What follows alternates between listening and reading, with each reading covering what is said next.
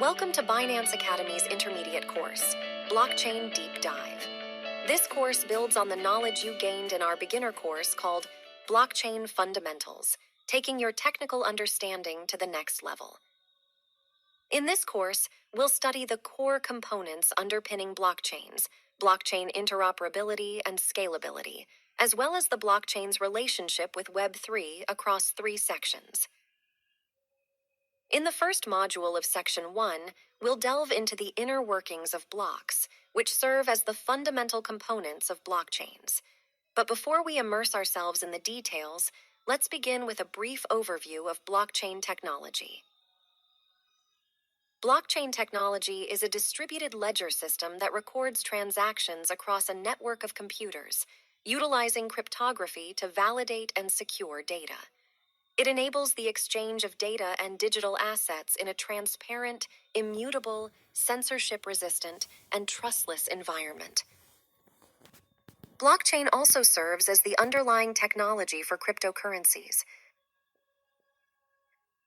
The blockchain is made up of basic units called blocks that are chained together using cryptographic hash functions. The number of blocks in this chain grows as new blocks are added to it.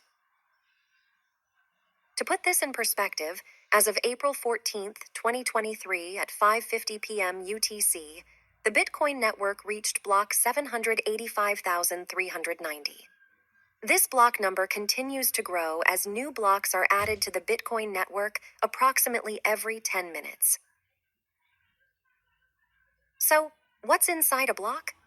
A block typically contains a block header, a Merkle root, transaction data, and in some cases, additional information such as smart contract code.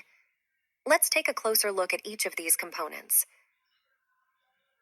The block header includes metadata such as the block's version, a timestamp, the previous block's hash, and a nonce, which is a random number used in the mining process. All of this information is visible on Blockchain Explorer sites thanks to the technology's transparent nature. For instance, the block header of Bitcoin, block 785,390, contains the previous block's hash. It's a 256-bit hexadecimal representation that looks like this. A Merkle root is a cryptographic hash representing a tree of all the transaction hashes within the block. Bitcoin block 785,390's Merkle root is a 256-bit output that looks like this. Each block also includes transaction data for the bundle of transactions recorded within the block. For instance, there are 3,264 transactions within block 785,390 on the Bitcoin blockchain. Some blockchains may include additional information, such as smart contract code. Now that we've taken a closer look at blocks, let's explore how they're chained together to form the blockchain. Blocks are chained together using cryptographic hash functions. Hash functions are mathematical algorithms that take an input and produce a fixed size output.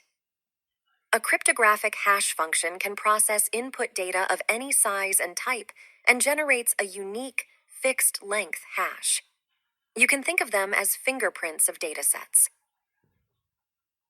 Hash functions are generally deterministic, meaning the same input will always produce the same hash output. Hash functions are also one-way functions because it's computationally infeasible to arrive at the input data by reverse engineering the hash output. They are typically collision-resistant, meaning it's extremely unlikely to find two different inputs that produce the same hash output. The chances of a person being struck by lightning in a given year are roughly 1 in 1 million. The probability of a hash collision on Bitcoin is vastly lower than you being struck by lightning many times in a row. Lastly, even the smallest change to the input will result in a hash output that's drastically different. This is called the avalanche effect. Hash functions' deterministic, one-way, collision-resistant nature, coupled with the avalanche effect, underpin blockchain technology. You'll see how hashing works brilliantly to ensure a blockchain's security and efficiency as we go through the next few modules. The most commonly used cryptographic hash functions in blockchains are SHA-256, which is used in Bitcoin, and ghhghh 256 used in Ethereum. The way blocks are chained together is that each block contains the hash of the previous block, known as the parent block hash or previous block hash. The current block generates its own hash by applying a cryptographic hash function to its own block header, and this is included in the next block. This creates a continuous, linear, and immutable chain of blocks going all the way back to the Genesis block, the very first block created in the blockchain.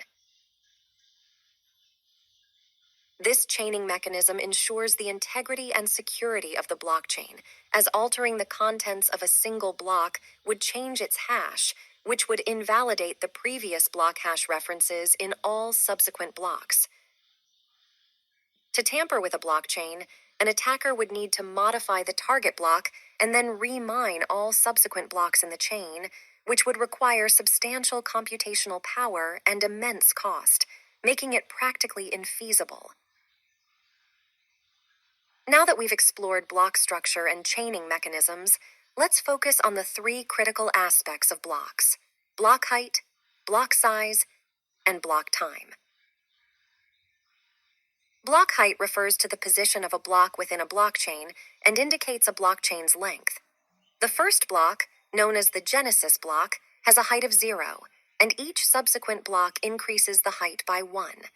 For example, if a blockchain has a block height of 5,000, it means that there are 5,001 blocks in the chain, including the Genesis block.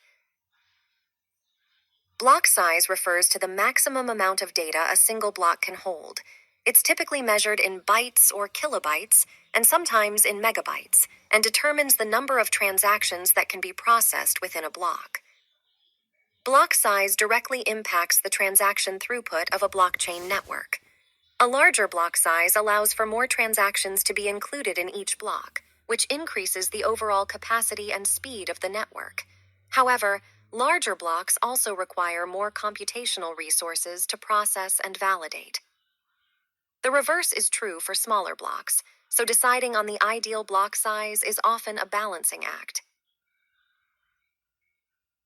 Bitcoin was initially designed to have a block size limit of 1 megabyte.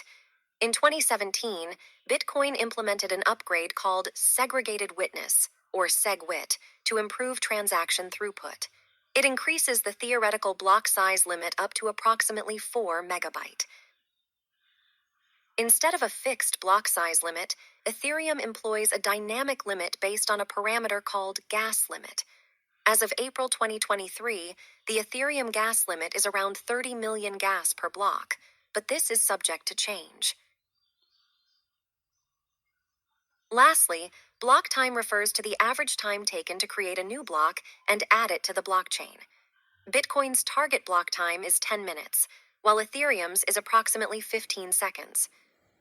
Block time affects the speed at which transactions are confirmed and impacts the blockchain's overall throughput.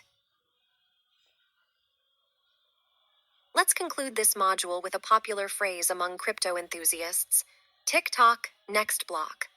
As time marches on, new blocks are continually mined and added to the blockchain at regular intervals like clockwork.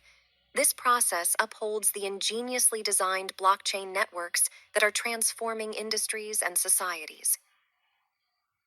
In the next module, we'll take a deep dive into how hundreds or thousands of transactions are authenticated and added to the blockchain.